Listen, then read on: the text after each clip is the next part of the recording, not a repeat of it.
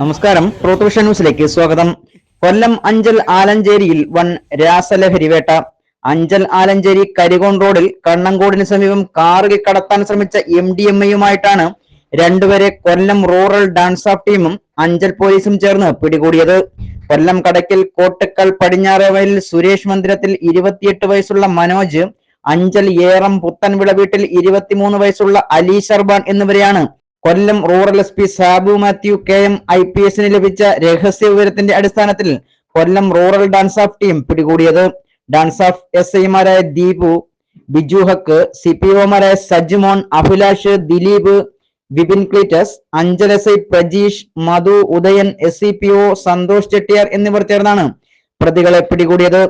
മാരക രാസലഹരി ഇനത്തിൽപ്പെട്ട 13 ഗ്രാമോളം MDMA-യാണ് പ്രതികളുടെ കയ്യിൽ നിന്നും പിടികൂടിയത്. കൊല്ലം റൂറൽ SP-യുടെ നിർദ്ദേശപ്രകാരം ലഹരി വേട്ടയുടെ ഭാഗമായി ജില്ലയിലാകെ പരിശോധന തുടർന്നു വരികയാണ്.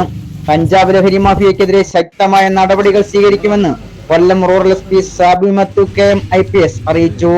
News desk truth vision news.